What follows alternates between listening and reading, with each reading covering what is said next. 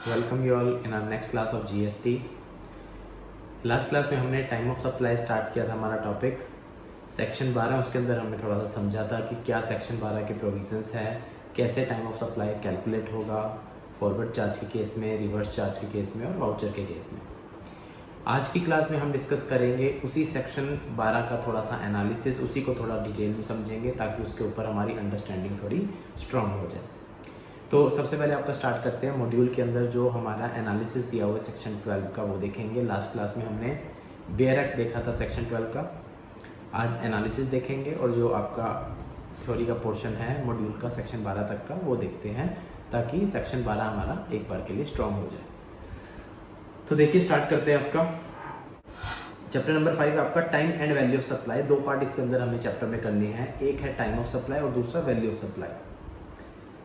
Chapter 5 के अंदर दो पार्ट है, एक टाइम ऑफ सप्लाई और दूसरा value of supply. Last class में हमने अभी स्टार्ट किया था टाइम ऑफ सप्लाई। पहले हम टाइम ऑफ सप्लाई को कंप्लीट करेंगे, वो हमारा पूरा हो जाएगा, फिर हम चलेंगे वैल्यू ऑफ सप्लाई पे, यानी कि वैल्यू कैसे निकाली जाएगी। तो अभी हमारा टॉपिक चल रहा है टाइम ऑफ सप्लाई का। इसके अंदर आप देखिए यूनिट 1 उसने बताई है। इस चैप्टर का ओवरव्यू सबसे पहले दिया है क्या क्या है। लास्ट क्लास में मैंने आपको बताया था कि टाइम ऑफ सप्लाई यानी इस चैप्टर के अंदर हमें दो चीज़ें पढ़नी है मेनली। एक तो गुड्स का टाइम ऑफ सप्लाई कैसे निकलेगा वो हमें देखना है, और दूसरा सर्विसेज का टाइम ऑफ सप्लाई कैसे निकलेगा वो हमें देखना है। गुड्स का टाइम ऑफ सप्लाई जो हम डिस्कस करेंगे वो करेंगे सेक्शन 12 के अंदर, और सर्विसेज का डिस्कस करेंगे सेक्शन 13 के अंदर। तो दो सेक्शन पढ़ने हैं, 12 और 13। सेक्शन 12 लास्ट क्लास में हमने किया था। देखिए सबसे पहले गुड्स के अंदर क्या दिया हुआ है मॉड्यूल में, कहता है कि टाइम ऑफ सप्लाई आप पढ़ोगे फॉरवर्ड चार्ज। फॉरवर्ड चार्ज हमने पढ़ लिया था सेक्शन 12 सब सेक्शन 2 में। रिवर्स चार्ज पढ़ेंगे, रिवर्स चार्ज हम कर चुके हैं, ये रिवर्स चार्ज में टाइम ऑफ सप्लाई क्या होता है। तीसरा वाउचर्स में क्या होगा वो हम पढ़ चुके हैं, और चौथा रेजिडुअल केसेस हमने देखे थे कि जब कुछ भी नहीं होगा तो क्या रिटर्न को लेंगे या फिर टैक्स को लेंगे, और जो इंटरेस्ट पेनल्टी लेट फीस आती है उसका क्या ट्रीटमेंट होगा। ये एज ए शॉर्ट हमने देखा कि सेक्शन 12 में हमने क्या किया था। फिर जब मैं इसके दूसरे पार्ट की बात करता हूँ, नीचे दिया हुआ है time of supply of services. तो सर्विसेज के अंदर फिर ये यही बात लिख रहा है कि सर्विस यानी कि सेक्शन 13 के अंदर आप क्या पढ़ोगे, वहां भी आप पढ़ोगे फॉरवर्ड चार्ज के बारे में, वहां भी आप पढ़ोगे रिवर्स चार्ज के बारे में। वाउचर सर्विसेज में भी होते हैं, जैसे गुड्स के अंदर मैं आपको वाउचर दे रहा हूँ, ऐसे ही सेम वाउचर्स कहाँ होते हैं, सर्विसेज में भी होते हैं। आप मेरे पास कोचिंग लेने आए, कोचिंग क्या एक सर्विस, मैंने आपको वाउचर दे दिया कि भाई एक बैच में आप मेरे से पढ़ोगे, जीएसटी की क्लासेस लोगे तो आपको एक साल के लिए जीएसटी की रिटर्नें फ्री। ये वाउचर है, ये वाउचर लेके आप आ जाना, एक साल तक आपकी रिटर्नें फ्री में भरी जाएगी। तो ये वाउचर कैसा हो गया, सर्विसेज का हो गया, जो हम सेक्शन 13 में डील करेंगे बाद में। और लास्ट में रेजिडुअल केसेस, यानी कि मेनली इस चैप्टर के अंदर हमें दो चीजें पढ़नी है, सेक्शन 12 और 13। जो हमने सेक्शन 12 के अंदर केसेस पढ़े, सेम केसेस का आएंगे सेक्शन 13 के अंदर भी आएंगे, बस उनका जो प्रोविजन है वो थोड़ा सा चेंज हो जाएगा। तो सेक्शन 12 हमारा एक बार के लिए स्ट्रॉन्ग हो जाए, कंप्लीट हो जाए, तो 13 बहुत ही आसान लगेगा आपको। इसके आगे चलते क्या दिया है, इंट्रोडक्शन इसने बताया। इंट्रोडक्शन कहता है कि GST payable on supply of goods और सर्विसेज। जीएसटी जो है आपका, हमें पता है कि गुड्स और सर्विसेज दोनों पे जाता है। और ये जो इंट्रोडक्शन के अंदर क्या बता रहा है, कहता है कि point in time when the liability to pay taxes arises, यानी कि टाइम ऑफ सप्लाई के अंदर हमें पढ़ना क्या है, क्या चीज हमें देखनी है, हमें देखना है कि पॉइंट इन टाइम वो कौन सा पॉइंट है जहां पे लायबिलिटी टू पे टैक्स आपकी अराइज हो रही है, यानी कि सरकार को टैक्स भरने की लायबिलिटी कब अराइज कर रही है। इसका हमने लास्ट क्लास में एक और नाम देखा था, पॉइंट ऑफ टैक्सेशन। तो टाइम ऑफ सप्लाई भी इसी को बोलते हैं, पॉइंट ऑफ टैक्सेशन भी इसी को बोलते हैं, या कह लो कि सरकार को कब टैक्स भरना है, लायबिलिटी कब आएगी, वो भी इसी को कहा जाता है। तो स्टार्टिंग में चैप्टर का आपको इंट्रोडक्शन दिया हुआ, ये आप रीडिंग ले लेना, सिंपल है, कुछ ऐसा है नहीं कराने वाला इसमें, ठीक है।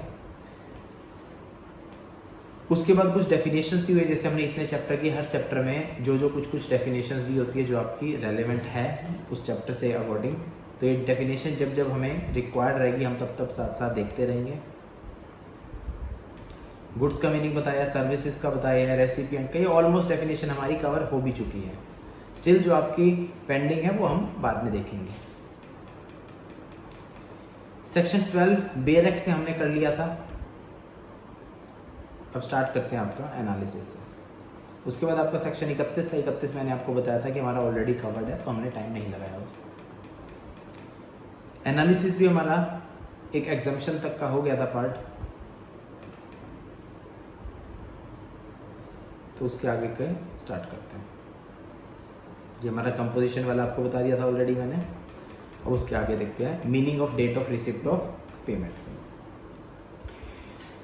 नेक्स्ट आपका दिया हुआ है कि date of receipt of payment का मतलब क्या है। क्या कहते हैं देखो, कहता है date of receipt of payment. अच्छा, date of receipt of payment की हमें जरूरत क्यों पड़ी, एक बार थोड़ा सा रिकैप करते हैं। सेक्शन 12 हमने किया था, वहां पे आपका वर्ड आया था सेक्शन 12 और सेक्शन 2 में कि टाइम ऑफ सप्लाई तब माना जाएगा इनवॉइस या payment which ever is earlier. तो पेमेंट कब मानी जाती है, कब माना जाएगा कि पेमेंट हो गई, वो हमें ये बताएगा मीनिंग। कहता पेमेंट की डेट कौन सी मानी जाएगी, जिस दिन वो हमारी किताबों में रिकॉर्ड हुई। नंबर 1 चीज, ठीक है। मैंने मेरे बुक्स में, मेरे लेजर्स के अंदर आज एंट्री पास कर दी पेमेंट की, तो डेट ऑफ पेमेंट क्या मानी जाएगी रिसिप्ट की, जिस दिन मैंने वो एंट्री पास करी, किताबों में एंट्री करी। दैट रिसीव द पेमेंट, और उस दिन मैंने एंट्री पास कर दी कि मुझे पेमेंट रिसीव हो गई, वो डेट मान ली जाएगी। और या फिर the date on which payment is credited to the bank account whichever is earlier. मैं सप्लायर हूं, आप रेसिपिएंट हो, आपने मुझे पेमेंट देनी है, कोई प्रोडक्ट खरीदा था उसके बदले की, तो आप मुझे पेमेंट दोगे, कैसे दोगे, या तो बैंक में दोगे या कैश में दोगे। तो अगर तो आपने मुझे बैंक में दी, तो वो डेट जिस दिन मेरे बैंक अकाउंट में क्रेडिट हुई वो डेट, या फिर आपने मुझे बैंक में नहीं दी, कैश में दे दी, या आपने मुझे चेक दिया था तो मैंने अपने अकाउंट्स में एंट्री पास कर दी, तो जिस दिन मैंने मेरे अकाउंट्स में, मेरी किताबों में एंट्री पास करी वो डेट, जो भी पहले होगी, या तो बुक्स की रिकॉर्डिंग डेट या फिर बैंक अकाउंट में क्रेडिट होने की डेट, जो भी चीज आपकी पहले होगी उसको डेट ऑफ पेमेंट रिसिप्ट मान लिया जाएगा, और वही दिन आपका क्या बन जाएगा, टाइम ऑफ सप्लाई। ये छोटा सा पॉइंट था हमारा। फिर आता है significant of to the extent the invoice और payment covers the supply of goods. इसकी क्या सिग्निफिकेंट है वो समझते हैं। कहता support part of consideration is paid in advance और invoice is issued for part payment. कई बार क्या होता है कि हमें, मान लो मैंने आपको कोई प्रोडक्ट बेचा, वो प्रोडक्ट है 50,000 का, लेकिन आप 50,000 रुपये एक साथ नहीं दे रहे, आप मुझे कितने दे रहे हो, 25,000 रुपये दे रहे हो। तो क्या हुआ, पार्ट मेरे को मिला एडवांस में। तो कहते हैं कि कई बार क्या होता है, जो कंसिडरेशन है जो उसका या तो एडवांस में आती है, इनवॉइस जो भी आप इशू कर रहे हो वो पार्ट पेमेंट का है, यानी कि आपने बिल इकट्ठा 50,000 का नहीं काटा, भी आधा काम आधी चीज बेची है या पार्ट पेमेंट लेनी है मैंने, तो मैंने 50,000 की जगह एक बार 25,000 का बिल काटा, या आपने मेरे को आधा पैसा दिया। तो टाइम ऑफ सप्लाई जो माना जाएगा, टाइम ऑफ सप्लाई हमने देखा इनवॉइस और payment which ever is earlier. लेकिन क्वेश्चन अब क्या है, ध्यान से समझना, मेरा प्रोडक्ट तो है 50,000 का, लेकिन आपने मुझे एडवांस कितने दिए, 25,000। बिल अभी नहीं कटा, ध्यान से समझना, बिल अभी नहीं कटा, एडवांस कितना आया, 25,000। तो ये टाइम ऑफ सप्लाई 25,000 की मानी जाएगी या 50,000 की, मुझे इसका आंसर दीजिए। बिल अभी नहीं कटा, आपने मुझे एडवांस दिया 25,000, लेकिन प्रोडक्ट है कितने का, 50,000 का, यानी कि आपने मुझे पार्ट पेमेंट करी है। तो जो टाइम ऑफ सप्लाई मानी जाएगी पेमेंट, वो भी पार्ट पेमेंट की ही मानी जाएगी, यानी कि इनवॉइस और payment which ever is earlier, उसको बोलेंगे टाइम ऑफ सप्लाई। और कितनी अमाउंट का टाइम ऑफ सप्लाई होगा, वो आपका जितने का इनवॉइस होगा या फिर पेमेंट पार्ट पेमेंट होगी, उतने का ही माना जाएगा। तो कहता है इस डीम्ड सप्लाई डीम्ड की जाएगी टू द एक्सटेंट, जितनी अमाउंट कवर करी है या तो उस इनवॉइस ने या फिर पार्ट पेमेंट जो एडवांस, यानी कि 25,000 का ही टाइम ऑफ सप्लाई वो माना जाएगा, 50,000 का माना नहीं जाएगा। एग्जांपल दिए नीचे, कहता है ए लिमिटेड एंटर करता है एग्रीमेंट बी लिमिटेड के साथ, 100 kg रॉ मटेरियल बेचना था, लेकिन ए ने सप्लाई कितना किया, 80 kg, और इनवॉइस भी कितने का काटा, 80 का ही काटा। तो यहाँ पे टाइम ऑफ सप्लाई जैसे बिल काटा टाइम ऑफ सप्लाई बन गया, इतना क्लियर है। अब ये टाइम ऑफ सप्लाई क्वेश्चन ये है कि 80 kg का बनेगा या 100 kg का। तो हमारा सेक्शन कहता है कि जितना एक्सटेंट है, टू द एक्सटेंट 80 kg आपने बिल काटा है, तो टाइम ऑफ सप्लाई भी कितने का बनेगा, 80 kg का। और 20 किलो बाद में जब बिल काटोगे उसका टाइम ऑफ सप्लाई तब बनेगा।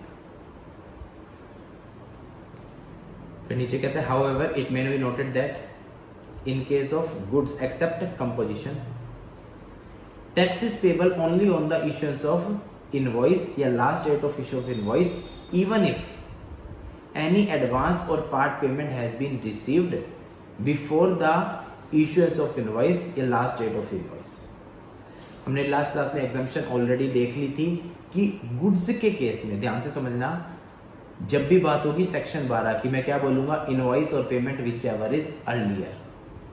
लेकिन जब भी बात आएगी प्रैक्टिकल इम्प्लीकेबिलिटी की, तो प्रैक्टिकली हमेशा ध्यान रखना इनवॉइस और payment which ever is earlier नहीं है, पेमेंट वाला जो है वो मेरा एग्जम्प्ट है। यानी कि प्रैक्टिकली सेक्शन 12 का जो टाइम ऑफ सप्लाई बनता है वो क्या बनता है, आपका इनवॉइस या लास्ट डेट ऑफ इनवॉइस।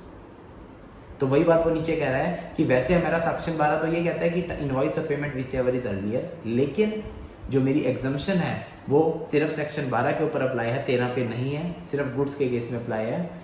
और वो एग्जम्पशन ये बात बोलती है कि पेमेंट को आपको नहीं देना, यानी कि पेमेंट के को टाइम ऑफ सप्लाई मानना नहीं जाएगा, टाइम ऑफ सप्लाई आपका इनवॉइस ही रहेगा। यही बात ये नीचे दोबारा एक्सप्लेन करते हैं।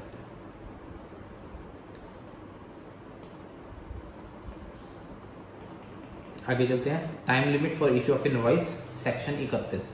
सेक्शन 31 ऑलरेडी हमारा कवर्ड भी है इस चैप्टर के अंदर। हमारे सेक्शन 23 का ऊपर आपने देखा बेयर एक्ट भी लिखा हुआ था, अब एनालिसिस में दोबारा आपका आ गया सेक्शन 31। तो एक बार जल्दी से सेक्शन 31 दोबारा देख लेते हैं। सेक्शन 31 सब सेक्शन 1 क्या बोलता था, कहता था कि इनवॉइस काट दो कब, बिफोर या फिर एट द टाइम, पहले भी काट सकते हो या उस टाइम पे भी काट सकते हो। कब, जब आपके गुड्स का रिमूवल हो रहा है, जब आपकी शॉप से गुड्स रिमूव होके बाहर जा रहे हैं उस टाइम या उससे पहले बिल कटा हुआ होना जरूरी है। ये हम देखो इनवॉइस के चैप्टर में कर चुके हैं। और ये कब होता है, जब गुड्स की मूवमेंट हो रही हो तो। और जब in any other case movement नहीं है तो वहां पे जो डिलीवरी होती है या गुड्स आपके रेडी टू अवेलेबल होते हैं उस टाइम हम उसको बिल काटना मैंडेटरी मानते हैं। Section 31 continuous supply of services का भी बताता था, आपको ध्यान हो तो, कि जब मेरी सप्लाई कॉन्टिन्यूसली चल रही है तो क्या होगा। तो उस केस में वो कहता था कि जो भी पीरियोडिकल स्टेटमेंट होगी या रिसिप्ट होगी पीरियोडिकल पेमेंट्स की, उन पीरियोडिकल पेमेंट्स को ही आने से पहले इनवॉइस का जो है लास्ट डेट ड्यू डेट माना जाएगा। जैसे कि मोबाइल कनेक्शन के केस में होता है कि आपका रेगुलर चल रहा है, कॉन्टिन्यूस है, वो सर्विस बंद नहीं होती, लेकिन उसका बिल हर महीने आता रहता है, तो उसका टाइम ऑफ सप्लाई क्या बनेगा, हर महीने बनेगा। एक और हमने किया था सेक्शन 31 में, कहता है गुड्स जब सेंड और taken of approval for sale और रिटर्न बेसिस, जब आपके गुड्स जाते थे बाहर रिटर्न आपकी चेकिंग के लिए, रिटर्न वापस आ भी सकते हैं, नहीं भी आ सकते, बिक भी हो सकते हैं। तो इनवॉइस इशू कब होना चाहिए, या तो जब मैंने उसको बेचे या फिर 6 महीने from the date of removal. जब हमने ये टॉपिक किया था आपको ध्यान हो, एक छोटा सा एग्जांपल लिया था कि एक एजेंट है वो अपनी शॉप से 50 यूनिट भर के बेचने चला गया, और 50 यूनिट बेचने जब वो गया तो जब जब वो यूनिट बेचता गया तब तब उसका टाइम ऑफ सप्लाई बनता जाएगा, तब तब उसका इनवॉइस कटता जाएगा। 50 यूनिट वो लेके गया, उसने कहीं गया, उसने 2 यूनिट बेच दिए, तो 2 यूनिट का बिल तभी काटेगा। 5 यूनिट और बेचे, 5 यूनिट का काट देगा।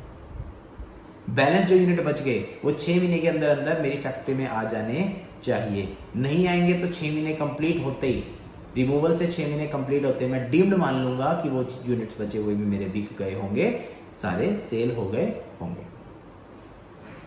तो ये प्रोविजन था, एक बार हमने जल्दी से समझा थोड़ा सा। 31 ऑलरेडी हमारा पुरानी क्लासेस में कवर्ड भी था। तो कहते हैं कि provision relating to time of supply of goods as contain in section 12 in case of forward charge read with notification number this. ये नोटिफिकेशन के साथ हमने पढ़ा था जिसमें पेमेंट को हटा दिया गया। एक एग्जांपल दिया, समझो ध्यान से। कहते एक मशीन है, सप्लाई करी है साइट पे, और it is done by sourcing various component, खरीद के वेम्बल से उसको असेंबल करके फिर बिकेगी। यानी एक मशीन है, उसके कई सारे पार्ट्स मैं पहले खरीदूंगा, उनको असेंबल करूंगा, जोड़ूंगा, फिर वो सप्लाई करूंगा। अब इवेंट्स बताइए कब क्या क्या हुआ। 17 सितंबर को क्या हुआ, मैंने परचेज ऑर्डर किया, 50,000 का उसको एडवांस दिया, sorry purchase order with advance of 50,000 is received for machine worth 12 lakh and entire duly made in the sellers books of account. तो 17 सितंबर को क्या हुआ, परचेज ऑर्डर मुझे मिला और 50,000 रुपये मुझे एडवांस में मिले। टोटल मशीनरी की सेल प्राइस कितना है, 12 लाख रुपए का।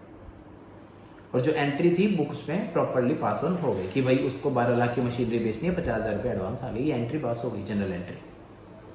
20 अक्टूबर को क्या हुआ, अब 17 सितंबर को ऑर्डर आया तो मैंने मशीनें जोड़ना, पार्ट्स इकट्ठे करना स्टार्ट कर दिया। 20 अक्टूबर को मेरी मशीन असेंबल हो गई, टेस्ट हो गई और बायर ने ओके कर दी। बायर ने कहा ठीक है मशीन मुझे दे दो।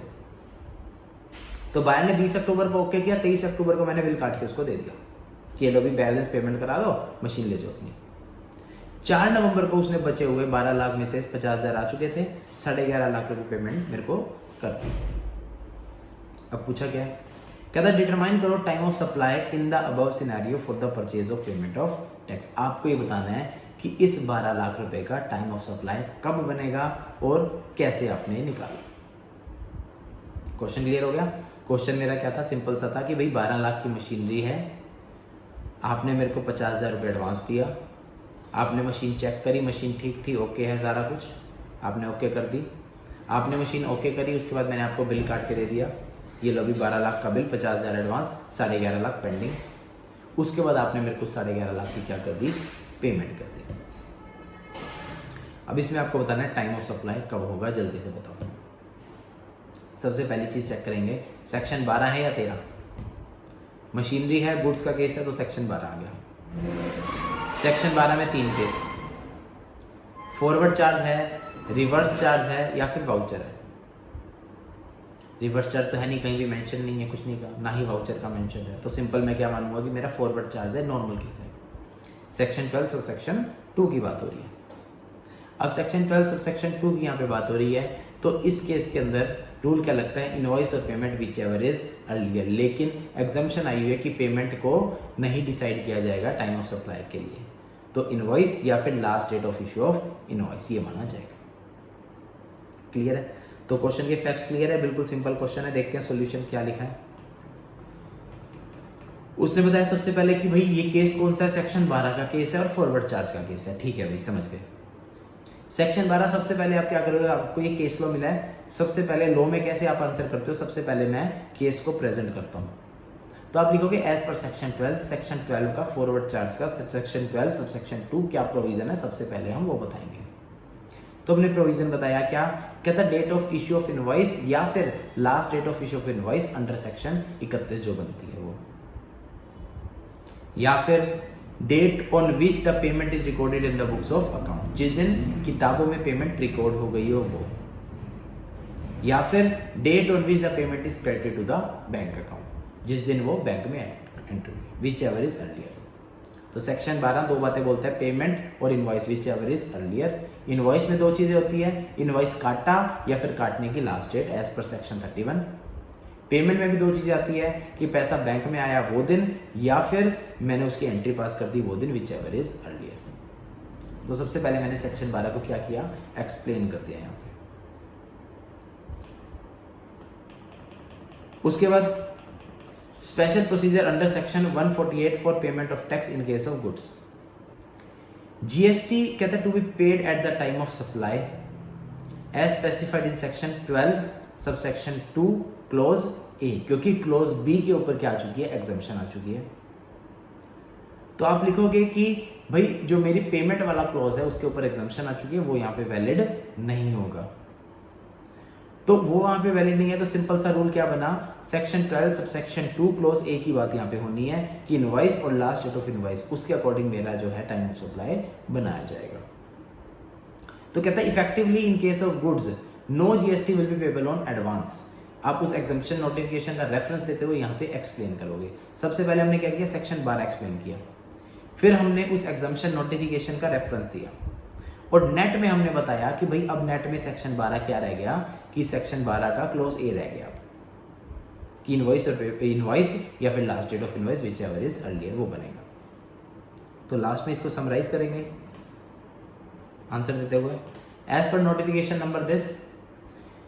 आप नोटिफिकेशन का सबसे पहले रेफरेंस करोगे, उसके बाद बताओगे कि अब हमारा केस, अब लास्ट में हम क्या करेंगे, पहले हमने पूरा सबसे पहले 3 पार्ट्स में आपको आंसर देना है, 3 पैराग्राफ्स में। सबसे पहले आप सेक्शन 12 बताओगे, नोटिफिकेशन बताओगे। सेक्शन 2 में आप प्रेजेंट केस बताओगे, सॉरी पैराग्राफ 2 में कि मेरा केस ये है, ऐसे ऐसे बना, आप सिचुएशन बनाओगे। तीसरे में आप क्रक्स लिखोगे। अब क्रक्स क्या हुआ, सबसे पहले 50,000 आया, तो क्योंकि मेरा पेमेंट हट गया तो वहां पे टाइम ऑफ सप्लाई बना ही नहीं। तो सिंपल सा टाइम ऑफ सप्लाई कब बनेगा, जब मैंने बिल काटा। तो कहता है कि time of supply for the payment of tax for the entire amount. अब पूरे का टाइम ऑफ सप्लाई क्या बनेगा, 12 लाख का इकट्ठा, 50,000 का अलग नहीं बनेगा, क्योंकि नोटिफिकेशन आने के बाद एडवांस के ऊपर टाइम ऑफ सप्लाई अप्लाई नहीं होता। अगर ये नोटिफिकेशन ना होती तो 50,000 का टाइम ऑफ सप्लाई पहले बनता और 11.5 लाख का बाद में बनता, लेकिन क्योंकि नोटिफिकेशन आ गई तो अब वो उस 50,000 को टाइम ऑफ सप्लाई नहीं बनाया जाएगा। अब मेरा टाइम ऑफ सप्लाई इकट्ठा बनेगा 12 लाख का। तो कहता है कि 12 लाख का टाइम ऑफ सप्लाई कब होगा, ऊपर एक बार देखते हैं डेट्स क्या थी क्वेश्चन के अंदर। देखो 17 सितंबर को मुझे क्या मिला था, एडवांस। नोटिफिकेशन आ गई, वो कहती है कि एडवांस को टाइम ऑफ सप्लाई नहीं बनाना, तो 17 सितंबर तो बेकार हो गई, छोड़ दो। 4 नवंबर को मिला, लास्ट पे आ जाता हूं, 4 नवंबर को मिला 11.5 लाख रुपए बैलेंस, लेकिन इससे पहले मैं बिल काट चुका हूं, तो 4 नवंबर भी बेकार होगी।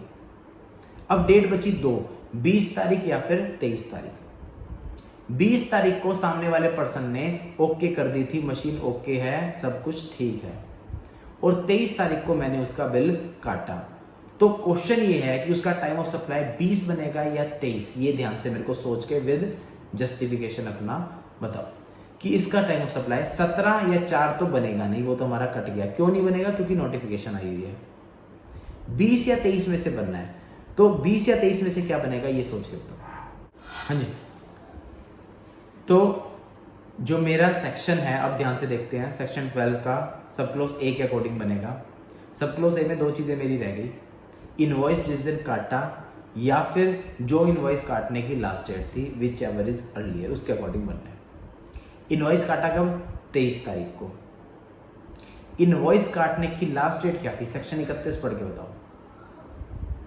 सेक्शन 31 के अकॉर्डिंग ये जो मेरा केस था, ये कौन सा केस था, मैंने मशीन के सारे पार्ट्स इकट्ठे करे, उनको असेंबल किया और उससे अप्रूवल ली। ये सेम क्वेश्चन हम ऑलरेडी कर चुके हैं सेक्शन 31 के अंदर।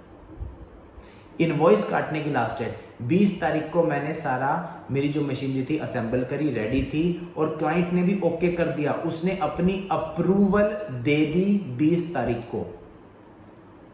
क्लाइंट ने अगर अपनी 20 तारीख को अप्रूवल दे दी तो एज पर सेक्शन 31 मेरी last date of issue of invoice क्या बननी चाहिए थी, इनवॉइस किस दिन कटना चाहिए था, 20 को या 20 के बाद, 20 तारीख को। सेक्शन 31 कहता है कि जब भी आपका प्रोडक्ट अप्रूवल के लिए जाता है, तो जब भी वो अप्रूव हो जाता है उसी दिन आपका टाइम ऑफ सप्लाई बनता है। तो क्वेश्चन क्लियर कट बोल रहा है कि 20 तारीख को मेरा प्रोडक्ट अप्रूव हो गया, तो इसका मतलब 20 तारीख को उसका बिल कट जाना चाहिए था, लेकिन आपने काटा कब, 23 को। तो टाइम ऑफ सप्लाई ये नहीं देखता कि कब कटा, टाइम ऑफ सप्लाई देखता है कब कटा या फिर कब कटना चाहिए था, विच एवर इज अर्लियर। तो 20 और 23 पहले क्या हुआ, 20 तारीख, तो मेरा टाइम ऑफ सप्लाई क्या बनेगा, 20 तारीख। क्लियर है। तो ये छोटा सा क्वेश्चन था, बिल्कुल छोटा सा पॉइंट था, लेकिन आपको एक्सप्लेन पूरा करना पड़ेगा। सेक्शन 12, सेक्शन 31 और नोटिफिकेशन, तीनों चीजें आपको पहले एक्सप्लेन करनी पड़ेगी, फिर उनका हमारे क्वेश्चन से क्या लेना देना है वो आपको बताना पड़ेगा, और लास्ट में आपको अपना फाइनल कंक्लूजन देना होगा।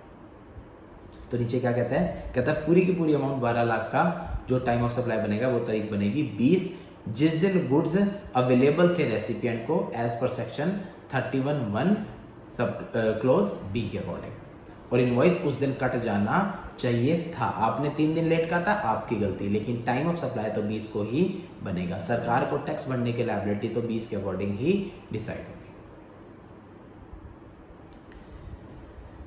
तो ये हमारा था छोटा सा एग्जांपल नंबर 1। उसके बाद आपको एक और एग्जांपल दिया है 2। क्या कहता है एक बार देखते हैं थोड़ा सा। इलस्ट्रेशन नंबर 2 कहता है आपका, gas is supplied by a pipeline. जैसे आपका हमारे हिसार में क्या होता है, जैसे आपका बिजली का मीटर लगा हुआ है, उसमें क्या होता है, आपकी बिजली आती है रेगुलरली, लेकिन हमारे यहाँ गैस कैसे होती है, गैस हम सिलेंडर लगाते हैं। तो ये कह रहा है कि यहाँ पे गैस कैसे सप्लाई हो रही है, पाइपलाइन। हमारे यहाँ पे हिसार में इतना नहीं चलता, बट आपका जो मेट्रो सिटीज है, दिल्ली हो गया, नोएडा हो गया, वहां पे जितने भी नए फ्लैट्स आपके बन रहे हैं, वहां पे इसी तरह का सिस्टम है कि वहाँ पे आपके सिलेंडर नहीं होते, वहाँ पे आपकी पाइपलाइन होती है और उसके अंदर आप जितनी गैस कंज्यूम करते हो उसके हिसाब से आपकी पेमेंट करनी होती है। तो gas is supplied by a pipeline, इसको एक तरह से इलेक्ट्रिसिटी के हिसाब से समझना कि गैस आ रही है पाइपलाइन से आपकी, तो जितना आप कंज्यूम करोगे मीटर लगा होगा उतना बिल आ जाएगा, आपको पेमेंट करनी होगी। मंथली पेमेंट कहता है, इसमें पेमेंट कैसे होती है, हर महीना हम पेमेंट करते हैं। जैसे हम हर महीने बिजली का बिल भरते हैं, दिल्ली एनसीआर में लोग हर महीने गैस का बिल भरते हैं। कहता है मंथली पेमेंट होगी, रेसिपिएंट करेगा एज पर द कॉन्ट्रैक्ट, जैसा कि कॉन्ट्रैक्ट में लिखा हुआ वैसी पेमेंट होगी। एवरी क्वार्टरली एक स्टेटमेंट बनेगी गुड्स डिस्पैच, यानी कि कितनी आपने गैस यूज करी, कितना आपने गैस की कंजम्पशन करी, उसके हिसाब से एक स्टेटमेंट बनाई जाएगी। और जो पेमेंट आपने करी है पिछले 3 महीनों में उसकी भी स्टेटमेंट बनाई जाएगी। और जो डिफरेंशियल अमाउंट होगा वो रिसिपिएंट को पे करना होगा अगर कुछ बनता होगा तो क्या होगा कि मान लो आप नोएडा में रहते हो, आपके फ्लैट में गैस आ रही है डायरेक्ट, आप हर महीने कॉन्ट्रैक्ट में जितना लिखा है उतना उतना पे करते जाओगे और क्वार्टर एंड पे आपके पास बिल आएगा। आपके पास हर महीने बिल नहीं आएगा, हर महीने तो आपको कॉन्ट्रैक्ट में लिखा है कि भाई इतनी अमाउंट पे करनी है, आप अपने आप से पे करोगे। और क्वार्टर के एंड पे आपको बिल आएगा कि पिछले 3 महीने में आपका इतना बनता था और इतना आपने पे करा, जो डिफरेंस है वो इस महीने में पे कर दो। तो क्या कहता है, कहता है 5 अगस्त, 5 सितंबर और 5 अक्टूबर को पेमेंट करिए 2 lakh each month for the quarter July to September. यानी जुलाई में जो आपने कंज्यूम किया उसके 5 अगस्त को मैंने 2 लाख भर दिए, अगस्त वाले के 5 सितंबर को और अक्टूबर वाले के सितंबर वाले के 6 अक्टूबर को। यानी जुलाई, अगस्त, सितंबर इन 3 महीनों के मैंने 2-2 लाख रुपए भर दिए। कब भरे? 5 अगस्त, 5 सितंबर और 6 अक्टूबर। 3 अक्टूबर को क्या हुआ, मेरे पास बिल आया कि भाई बिल में क्या लिखा था कि statement of account for quarter July to September आपका 2,56,000 अनपेड पड़ा है। अब एक चीज ध्यान समझना, आपका बिल कब आया? 3 अक्टूबर को। 3 अक्टूबर को मैं 2 लाख तो 5 अगस्त वाले भर चुका हूं और 2 लाख 5 सितंबर वाले भर चुका हूं। 6 अक्टूबर वाले 2 लाख मैंने अभी नहीं भरे। 3 अक्टूबर को मेरा अनपेड कितना खड़ा है? 2,56,000। तो 3 अक्टूबर के बाद 6 अक्टूबर को मैंने पे कितना कर दिया? 2 लाख। तो 6 अक्टूबर को मेरा कितना बकाया रह गया? 56,000। वो नीचे बताता है 17 अक्टूबर को जो बकाया था 56,000 वो पे करा। यानी कि पेमेंट कब कब हुई, ध्यान समझना। 5 अगस्त को 2 लाख रुपए गए, 5 सितंबर को 2 लाख रुपए गए, 6 अक्टूबर को 2 लाख रुपए गए और बाकी जो बचा था 56,000, वो 56,000 कब गया? 17 अक्टूबर को। क्लियर है? अब वो कहता है इसका टाइम ऑफ सप्लाई बताओ। सिंपल सा क्वेश्चन हमारा। सबसे पहले तो देखो कि सेक्शन 12 लग गया, ठीक है, गुड्स का केस है तो सेक्शन 12 आ गया। अब सेक्शन 12 में कौन सा हमारा जाएगा? रिवर्स चार्ज तो है नहीं, ना ही आपका वाउचर का केस है, तो सेक्शन 12 सब सेक्शन 2 लगेगा। अब इसके अंदर पेमेंट के ऊपर हमारी नोटिफिकेशन आई है, वो आप सारा मेंशन कर दोगे जैसे लास्ट क्वेश्चन में देखा। तो पेमेंट वाली बात तो खत्म। अब इनवॉइस कब कटना चाहिए था वो देखना है और कब कटा वो देखना है, ये 2 चीजें हमें देखनी है। तो इसने क्या किया देखो, सबसे पहले इसने नोटिफिकेशन जो आई थी वो आपकी सारी मेंशन कर दी कि एज पर नोटिफिकेशन ये सब हमारा था। इसने बताया कि सेक्शन 31 सब सेक्शन 4 के अंदर कॉन्टिन्यूस सप्लाई हमने पढ़ा हुआ है। कॉन्टिन्यूस सप्लाई में बिल काटने की लास्ट डेट क्या होती है? जब आपकी सक्सेसिव स्टेटमेंट या फिर पेमेंट जो इन्वॉल्व होती है वो जो अभी आपकी आ रही होती है, या पेमेंट के साथ लिंक होता है या फिर आपकी स्टेटमेंट, यानी कि जब जब आपकी पेमेंट आ रही है तब तब बिल आपका कटा होगा। देयरफॉर आपने पहली पेमेंट कब करी? 2 लाख की करी है। कब करी है? 5 अगस्त को करी है, क्योंकि कॉन्ट्रैक्ट में क्या लिखा था कि 5 अगस्त तक मेरी जो पेमेंट हो जानी चाहिए। कॉन्ट्रैक्ट में ये बात लिखी हुई है। तो जब कॉन्ट्रैक्ट में 5 अगस्त की डेट लिखी हुई है पेमेंट की, 3 डेट्स लिखी हुई है कॉन्ट्रैक्ट में, 5 अगस्त, 5 सितंबर और 6 अक्टूबर, ये डेट लिखी हुई है कि इस डेट को आपकी पेमेंट होनी चाहिए। तो यानी कि इस डेट को इसका बिल कट जाना चाहिए था, लेकिन बिल कटा कब है? बिल कटा है 3 अक्टूबर को इकट्ठा ही। कितने का? 6,56,000 का। हमारा जो कॉन्ट्रैक्ट है, कॉन्ट्रैक्ट की जो अंदर जो बात लिखी है, कॉन्ट्रैक्ट में क्या लिखा है कि हर महीने 2-2 लाख रुपए पे करनी है। तो उसके अकॉर्डिंग पेमेंट कब मानी जाएगी? पेमेंट आपकी जो इनवॉइस काटने की लास्ट डेट है सेक्शन 31 के अकॉर्डिंग, वो कब मानी जाएगी? आपकी 5 अगस्त, 5 सितंबर और 6 अक्टूबर। लेकिन एक्चुअल में जो स्टेटमेंट इशू हुई है वो स्टेटमेंट इशू कब हुई है? 3 अक्टूबर। तो अब कैसे बनेगा place of time of supply आपका? देखो 2 लाख का पॉइंट ऑफ सप्लाई तो आपका 5 अगस्त कॉन्ट्रैक्ट में लिखा हुआ है, उसके अकॉर्डिंग बन जाएगा। अगले 2 लाख का 5 सितंबर, और बाकी जो बचा 2,56,000 का उसका 6 अक्टूबर नहीं बनेगा, उसका कब बनेगा? 3 अक्टूबर, विच एवर इज अर्लियर। तो दस assuming that the invoice is issued on, हम ये मान के चलेंगे कि 5 अगस्त को पेमेंट हुई है तो 5 अगस्त को बिल भी कटा होगा। तो 5 अगस्त, 5 सितंबर और जो बैलेंस आपका बचा, इनको 2-2 लाख की टाइम ऑफ सप्लाई मान ली जाएगी, और बाकी जो आपकी 2,56,000 बैलेंस बची उसकी क्या मानी जाएगी? 3 अक्टूबर। बात समझ आ गई? तो 2 इलुस्ट्रेशन हमने किए, दोनों ही इलुस्ट्रेशन केस के थे गुड्स के, तो आपने सेक्शन 12 बता दिया। दोनों के अंदर ही एक क्या चीज थी, आपकी पेमेंट बताई हुई थी, लेकिन हमने बताया कि भाई सेक्शन 12 को पेमेंट की एग्जम्पशन है, तो पेमेंट वाला तो हमें देखना ही नहीं है, हमें सिर्फ क्या देखना है, इनवॉइस किस दिन कटा या फिर किस दिन कटना चाहिए था। तो किस दिन कटा ये दोनों ही क्वेश्चन में उसने बता रखा था, लेकिन किस दिन कटना चाहिए था ये हम सेक्शन 31 से निकालेंगे। तो सेक्शन 31 ने बताया कॉन्ट्रैक्ट के अंदर जो डेट मेंशन है सक्सेसिव स्टेटमेंट की या पेमेंट की, उसी को आपका माना जाएगा ड्यू डेट।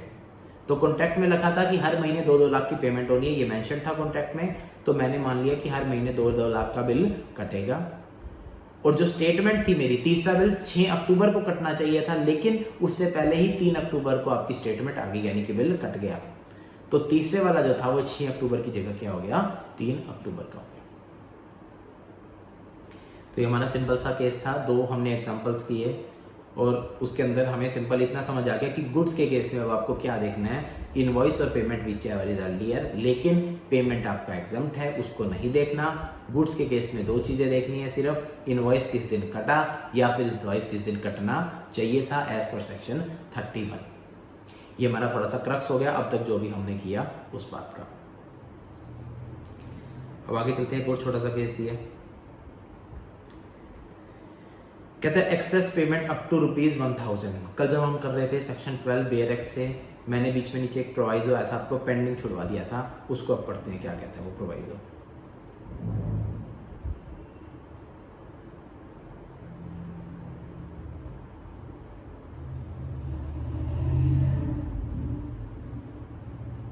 ये आपको प्रोवाइजो दिया हुआ है सेक्शन 12 सब सेक्शन 2 में, ये पढ़ो ध्यान से।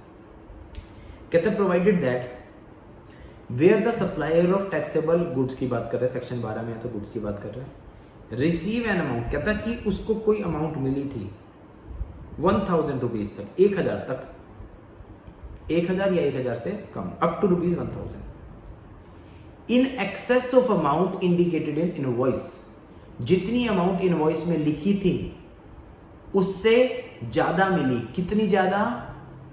1,000 तक। मेरा बिल आया था, मोबाइल का बिल आया था, मान लो 780 रुपए का बिल आया, तो आप बिल भरने गए, आपने कहा ये 780 रुपए का बिल है, ये लो 1,000 रुपए। कई बार हम क्या करते हैं, हम थोड़े एक्स्ट्रा दे देते हैं कि 1,000 रुपए रख लो, अभी चेंज नहीं है, आप 1,000 रुपए की पूरी पेमेंट कर दो, जो एक्स्ट्रा डिफरेंस है वो शो हो जाएगा और नेक्स्ट बिल जो है मेरा उसमें एडजस्ट हो गया जाएगा, सिंपल। ठीक है, तो काफी बार ऐसा होता है कि हम कोई भी जो इनवॉइस के ऊपर अमाउंट लिखी हुई है, मान लो राउंड ऑफ की वजह से हम थोड़ा सा एक्स्ट्रा पे कर देते हैं, लेकिन वो थोड़ा कितना? 1,000 तक फालतू, यानी कि 780 का बिल है तो मैक्सिमम 1780 तक चलेगा।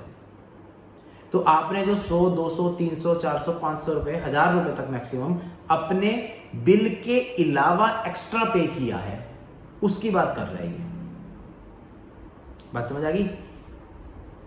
टैक्स इनवॉइस कटा था, उसके बदले में पेमेंट आई, और पेमेंट जो आई वो उस टैक्स इनवॉइस की अमाउंट से एक्स्ट्रा आई, कितनी एक्स्ट्रा? Up to ₹1,000। तो ये केस में आपको पढ़ना है, क्या पढ़ना है देखो आगे। तो कहता है कि time of supply, time of supply किसका? टैक्स इनवॉइस जब कटा होगा तो उस इनवॉइस का टैक्स टाइम ऑफ सप्लाई तो तब हो ही गया होगा, पेमेंट देखनी नहीं हमें। तो कहता है टाइम ऑफ सप्लाई किसका? टू द एक्सटेंट जो आपको एक्स्ट्रा पैसा मिला उसके टाइम ऑफ सप्लाई की बात कर रहा है। तो कहते हैं time of supply to the extent of such excess, जो एक्स्ट्रा मिला है 200 रुपए, 400 रुपए, 1,000 रुपए तक जो एक्स्ट्रा मिला है उसका टाइम ऑफ सप्लाई।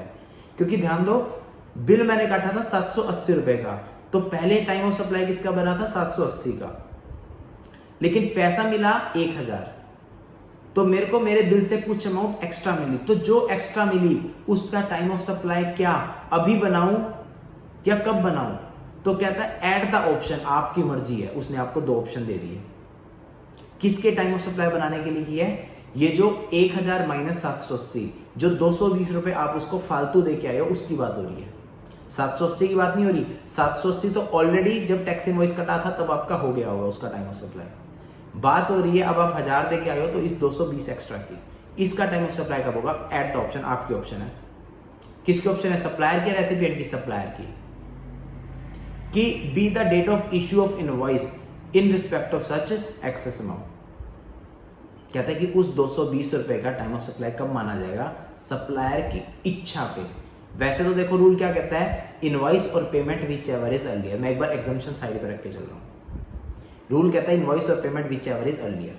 तो इस 220 का इनवॉइस तो अगले महीने कटेगा क्योंकि ये तो एडवांस आया हुआ है एक तरह से। तो इनवॉइस और payment which ever is earlier, उसके हिसाब से तो इस 220 का जो टाइम ऑफ सप्लाई वो अभी बन गया। सेक्शन 12 के हिसाब से समझ आ गया कि इनवॉइस और payment which ever is earlier. मैं बिल भरने गया, 780 रुपए का बिल था, मैंने 1000 रुपए भर दिए, तो 220 का अभी एडवांस पेमेंट होगी, तो उसके हिसाब से टाइम ऑफ सप्लाई अभी बन गया। यानी कि सप्लायर को उस 220 का टैक्स अभी भरना पड़ेगा, लेकिन ये प्रोवाइजर उसको बचाता है। ये प्रोवाइजर कहता है कि at the option of said supplier, supplier की मर्जी है, वो चाहे तो इस 220 का टाइम ऑफ सप्लाई अभी बना ले जैसा कि सेक्शन 12 कहता है, या फिर उसकी मर्जी है वो चाहे तो date of issue of invoice, date of issue को भी बनाएगा। कौन सी डेट? जिसके लिए वो एक्स्ट्रा पैसा आया है, यानी कि अगले महीने के लिए एडवांस में वो एक्स्ट्रा पैसा आया है, तो जब अगले महीने का बिल कटेगा हम ये मान लेंगे कि उस 220 का टाइम ऑफ सप्लाई भी क्या होगा? अगले महीने होगा। यानी कि एक बार ट्रक्स में दोबारा समझते हैं। 780 का बिल आया, टाइम ऑफ सप्लाई कितने का बना? 780 का। पेमेंट हुई 1000 की। अगले महीने जो बिल आया वो आया 950 रुपए। तो जब 780 का बिल आया था टाइम ऑफ सप्लाई बना 780 का। जब पेमेंट हुई 1000 की, सप्लायर की मर्जी है या तो जो एक्स्ट्रा आया 220 उसका टाइम ऑफ सप्लाई अभी बना दे, यानी सरकार को उस 220 का टैक्स तो अभी जमा करा दे, और जब अगला बिल आएगा, अगला बिल कितने का? 950 का, तो उस टाइम 950 को टाइम ऑफ सप्लाई नहीं माना जाएगा, उस टाइम 950 में से 220 लेस करके माना जाएगा, क्योंकि 220 का टाइम ऑफ सप्लाई ऑलरेडी बन चुका होगा। या फिर सप्लायर की मर्जी है, वो कहता है कि मैं अभी 220 का टाइम ऑफ सप्लाई नहीं बनाता, अगले महीने जब बिल कटेगा 950 का, पूरे 950 का टाइम ऑफ सप्लाई मैं तभी ही बना दूंगा, अभी मैं उसका टाइम ऑफ सप्लाई नहीं बनाऊंगा। ये प्रोवाइजो है जो हमें बचाता है इससे कि पेमेंट पे टाइम ऑफ सप्लाई ना बनाना पड़े। अच्छा, एक चीज और ध्यान रखना, नोटिफिकेशन जो आई थी वो बाद में आई थी। नोटिफिकेशन आने से पहले ही हमारा ये सेक्शन 12 आया हुआ था और ये प्रोवाइजो उसके अंदर पहले से लिखा हुआ था। तो पेमेंट वाली जो एग्जम्पशन छूट दी गई वो छूट बाद में दी गई थी, उससे पहले ही इन स्पेसिफिक केसेस के लिए छूट ऑलरेडी सेक्शन में दी हुई थी प्रोवाइजो के पॉइंट से। तो ये छोटा सा प्रोवाइजो था, हमने देखा। अब इसका एनालिसिस और देखते हैं।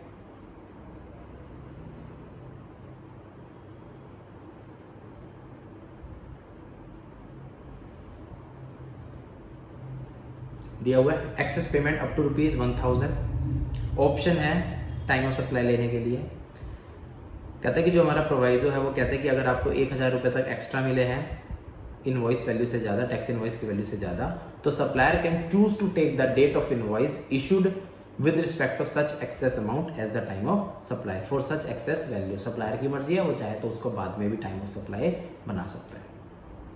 सिंस विद इफेक्ट ऑफ 15/11/2017 अब जो है हमारी नोटिफिकेशन ही आ गई, तो अब इस चीज का कोई रेलेवेंट नहीं बचा। ठीक है, क्योंकि नोटिफिकेशन ने पेमेंट का पूरा क्लोज ही क्या कर दिया? साइड कर दिया। लेकिन ये जो प्रोवाइजो है, ये प्रोवाइजो नोटिफिकेशन आने से पहले था, तो नोटिफिकेशन आने के बाद तो पेमेंट को हमें वैसे भी नहीं देखना, तो इसलिए इस प्रोवाइजो की जो रेलेवेंस थी वो पूरी की पूरी क्या होगी? खत्म हो गई। लेकिन आपके एक्ट में अभी भी लिखा हुआ है। कहता है if neither the date of invoice nor the date of payment is available, दोनों ही अवेलेबल नहीं है तो आपका रेजिडुअल प्रोविजन लग जाता है। हमने देखा था या तो रिटर्न फाइलिंग की डेट या फिर आपका टैक्स पेमेंट की डेट।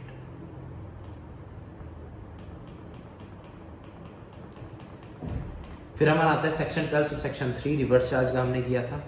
रिवर्स चार्ज एक बार जल्दी से रिवाइज कर लेते हैं। रिवर्स चार्ज में क्या हमने देखा था, फॉरवर्ड चार्ज में था इनवॉइस और पेमेंट, दो चीजें थी। वहां पे आपकी तीन चीजें थी। इनवॉइस नहीं था वहां पे था इनवॉइस काटने के 30 दिन। पेमेंट नहीं थी वहां पे पेमेंट रिसीव नहीं थी, पेमेंट करना थी। और एक पॉइंट और था रिसिप्ट ऑफ गुड्स, की गुड्स मिले। तो क्या कहता है हमारे प्रोविजन, कहता है कि पहला रिवर्स चार्ज के केस में तीन चीजों में से जो भी पहले होगी उसको माना जाएगा। पहला, जिस दिन आपको गुड्स मिले, अगर आपको गुड्स मिले तो वही सरकार को पैसा जमा कराओ उसका। आपको गुड्स मिल गए, आपको आपका प्रोडक्ट अवेलेबल हो गया, मिल गया, तो आपका टाइम ऑफ सप्लाई अभी मान लिया जाएगा, जितना टैक्स बनता है सरकार को जमा करो। दूसरा, पेमेंट रिकॉर्ड होगी, या तो बुक्स में आपने एंट्री कर दी या फिर आपके खाते से डेबिट होगी। जब बात हो रही थी सप्लायर की तो खाते में क्रेडिट होनी थी, पैसा आना था। जब बात हो रही है रिवर्स चार्ज यानी कि रेसिपिएंट आपकी, तो आपके खाते से पैसा जाना है, तो बैंक अकाउंट से क्या होगा, डेबिट। तो बैंक अकाउंट से डेबिट हो गए या फिर आपने अपनी किताबों में एंट्री पास कर दी, हम तो दोनों को ही पेमेंट मानते हैं, जो भी चीज पहले हो जाए। या फिर तीसरा point, date immediately following 30 days from the date of issue of invoice, या इनवॉइस की जगह अगर कोई और डॉक्यूमेंट काटा हो सप्लायर ने, तो जो भी इनवॉइस काटा उसके 30 दिन के अंदर अंदर आपको सामने वाले को, रेसिपिएंट को, रिवर्स चार्ज में टैक्स सरकार को जमा कराना जरूरी है। टाइम ऑफ सप्लाई मान लिया जाएगा। कहते जब इनके अकॉर्डिंग नहीं बनता, if it is not possible to determine time of supply by these 3 parameter, तो date of entry of goods in the books of accounts, books of accounts में एंट्री ऑफ गुड्स किस दिन पास की गई, आपने परचेज की एंट्री किस दिन पास की, हम वो देख लेंगे। इसके ऊपर एक छोटा सा आपका इलस्ट्रेशन दिया हुआ है। 4 मई को क्या हुआ, सप्लायर ने इनवॉइस काटा, ठीक है। 12 मई को क्या हुआ, मुझे गुड्स मिले, और 30 मई को क्या हुआ, मैंने पेमेंट करी। तो रिवर्स चार्ज का केस है, तीन चीजें देखनी है। सबसे पहले receipt of goods, receipt of goods कब है, 12 मई। दूसरा पेमेंट, पेमेंट कब है, 30 मई। और तीसरा बिल काटने के 30 दिन। बिल कब कटा था भाई, 4 मई को कटा था। तो 4 मई से 30 दिन आपके खत्म हो रहे हैं 3 जून को। तो 3 जून, 12 मई और 30 मई, विच एवर इज अर्लियर। तो पहले क्या आएगी, 12 मई। तो 12 मई को टाइम ऑफ सप्लाई मान लिया जाएगा। सिंपल सा प्रोविजन है।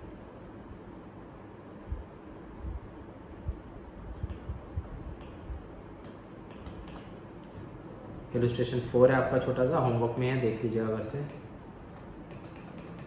यहाँ पे इसने डायग्राम से समझाया है तीनों केस, कि जिस दिन गुड्स मिले, रिसीव हुए, दूसरा जिस दिन पेमेंट हुई या किताबों में एंट्री, जिस दिन पेमेंट आपने कर दी, बुक्स में एंट्री कर दी, या फिर जिस दिन आपके बैंक से पैसा चला गया, विच एवर इज अर्लियर। या फिर 31 डेज यानी 31वां दिन इनवॉइस, 30 दिन पूरे होते 31वां दिन मान लिया जाएगा।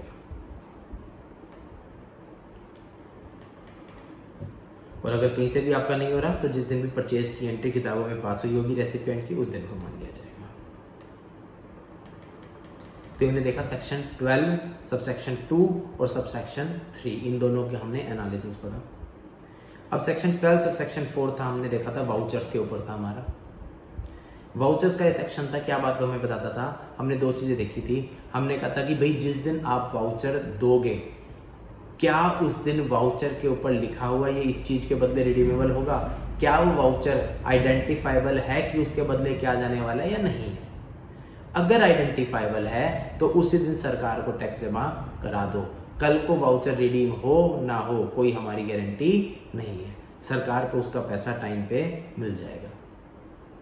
लेकिन अगर आपका जो वाउचर है, वो वाउचर क्या है, अभी आइडेंटिफाइबल नहीं है, तो जब वो रिडीम होने आएगा उसी टाइम वो आइडेंटिफाइबल होगा, टाइम ऑफ सप्लाई तभी माना जाएगा, सरकार को टैक्स तभी भरा जाएगा।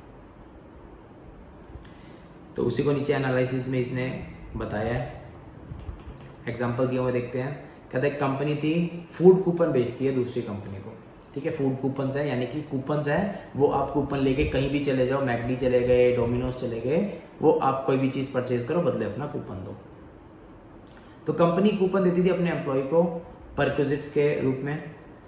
कूपन्स रिडीम हो सकते थे purchase of any food item of the outlet. यानी फॉर एग्जांपल क्या हुआ, मेरे पास एक पर्सन आया, कहता आप अपने स्टाफ को खाने के लिए पैसे देते हो? मैंने कहा हाँ जी, मैं उनको जो सैलरी देता हूँ उस सैलरी में खाने का थोड़ा सा अमाउंट होता है।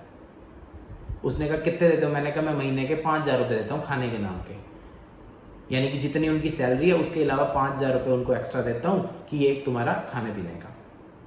उसने कहा 5,000 रुपये मत दो, आप 5,000 रुपये की जगह क्या दो, कूपन दो उनको।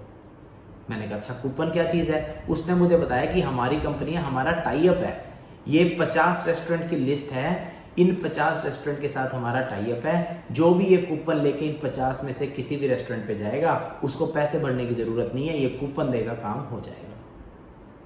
तो इससे आपको श्योरिटी हो जाएगी कि आप अपने एम्प्लॉय को ये कूपन दे रहे हो तो वो उस 5,000 रुपये का कूपन कैश नहीं देना पड़ेगा, वो खाने में ही यूज करेगा। मैंने कहा मेरा क्या फायदा, मैंने पहले 5,000 एम्प्लॉयज को देने थे 5,000 रुपये, अब उनको कूपन दूंगा तो वो कूपन के बदले 5,000 रुपये आपको दे दूंगा, मेरा क्या फायदा। उसने कहा नहीं, मैं आपको 5,000 वाले कूपन थोड़े से सस्ते में दे दूंगा, आपके 500-1,000 रुपये बच जाएंगे, 4,000 में दे दूंगा, 4,500 में दे दूंगा। तो मैंने कहा ठीक है भाई, पहले मैं एम्प्लॉयज को 5,000 रुपये देता था, अब मैं 5,000 रुपये की जगह क्या दूंगा, 5,000 रुपये के कूपन दूंगा, तो उनको तो बराबर बात पड़ी, लेकिन मेरा खर्चा जो है वो 5,000 रुपये की जगह 500-1,000 रुपये कम होगा, मेरे को थोड़ा सस्ता पड़ गया। तो मैंने मेरे एम्प्लॉयज को बुलाया, मैंने कहा भाई इस महीने से तुम्हारी सैलरी में 5,000 रुपये कमाएंगे, ये लो 5,000 रुपये के कूपन, इसके पीछे लिस्ट दी हुई है, इन किसी भी रेस्टोरेंट पे जाओगे वहां पे कूपन दिखाओगे, वहां पे आपको डिस्काउंट मिल जाएगा या फ्री हो जाएगी इतने की चीज। मान लो कूपन है 5,000 रुपये के, उसमें 100 रुपये के कूपन है, आपने कहीं से मान लो 300 रुपये की चीज खरीदी तो 3 कूपन उसको फाड़ के दे देना।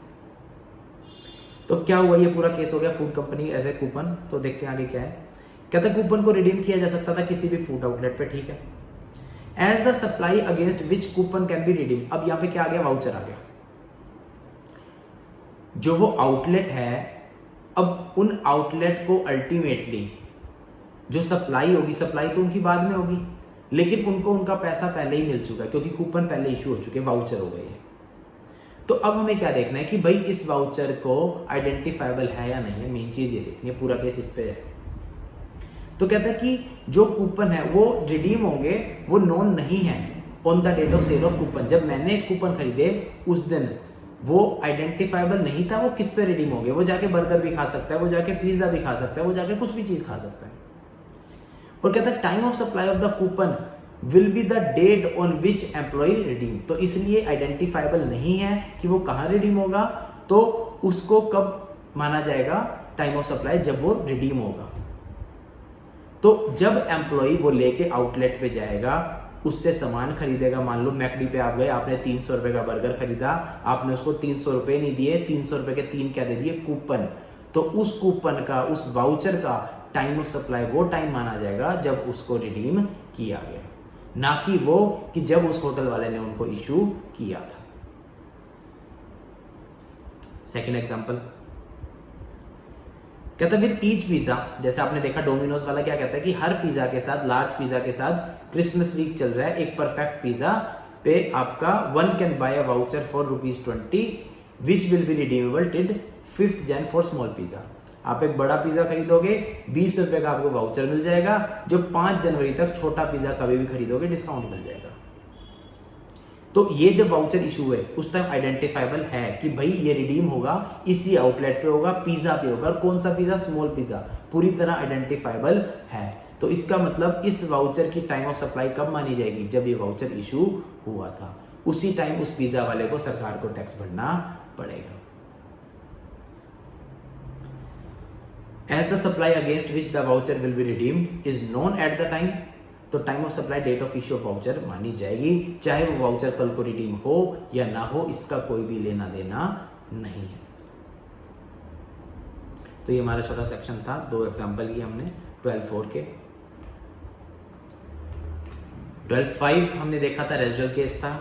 कहता है कि अगर हमारा केस कहीं से भी कवर्ड नहीं हो रहा तो ड्यू डेट जो भी होगी पीरियोडिकल रिटर्न की वो देखी जाएगी, या फिर जिस दिन जीएसटी पे किया वो देखा जाएगा। नीचे आपका एक डायग्राम दिया है, फूड पास दिए थे, any food item can be purchase from food pass, supply identifiable नहीं है तो डेट ऑफ रिडम्पशन, शर्ट का कूपन था जिस तरह, तो उसमें आइडेंटिफाइबल था तो date of issue of voucher. ये 12/4 का आपको एग्जांपल दिया हुआ। और रेजिडुअल केस का आपको एग्जांपल दिया कि रिटर्न किस दिन फाइल हो, due date of return filing वो, या फिर जिस दिन जीएसटी पे हो वो डेट। लास्ट हमारा केस हमने देखा था कि मैंने किसी से पैसे लेने थे, मुझे जो पैसे मिले वो उससे थोड़े ज़्यादा मिले। क्यों? क्योंकि उसने लेट पेमेंट की थी तो मैंने इंटरेस्ट या पेनल्टी लगा दी। तो जो मैंने बिल काटा था उसका टाइम ऑफ सप्लाई तो ऑलरेडी हो चुका था, लेकिन जो मुझे अब एक्स्ट्रा पैसा मिला, जो इंटरेस्ट या पेनल्टी एक्स्ट्रा मिला, उसका टाइम ऑफ सप्लाई कब माना जाएगा? जब मुझे वो पेमेंट रिसीव हुई। तो ये हम ऑलरेडी पढ़ चुके हैं। सेम चीज आपकी यहीं पे एनालिसिस में लिखी हुई है। एग्जांपल समझते हैं क्या कहते हैं। कहते हैं Radha trader sold goods to Shyam sales on 6 जून।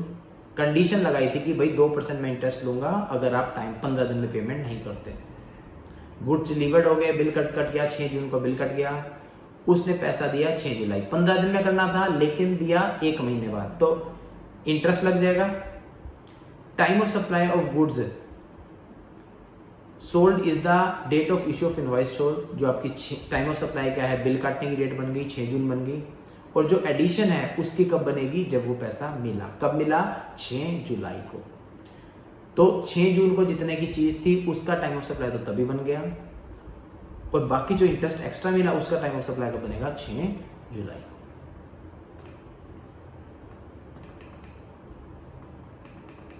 नीचे आपकी समरी दी हुई है। पूरा जो हमने सेक्शन 12 पढ़ा, पूरे सेक्शन 12 को समराइज फॉर्म में अच्छे से आपका एक्सप्लेन किया हुआ है, यहाँ से आपका देख लेना। सेक्शन 13 हम करेंगे नेक्स्ट क्लास में। आज की क्लास के लिए इतना ही।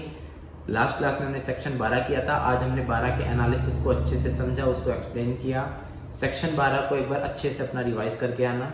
सेक्शन 12 हमारा कंप्लीट हो चुका है। नेक्स्ट क्लास में हम सेक्शन 13 देखेंगे जो ऑलमोस्ट सिमिलर है आपके सेक्शन 12 से, सिर्फ कुछ एक जगह आपके प्रोविजंस अलग अलग है, वो हम नेक्स्ट क्लास के अंदर डिस्कस करेंगे।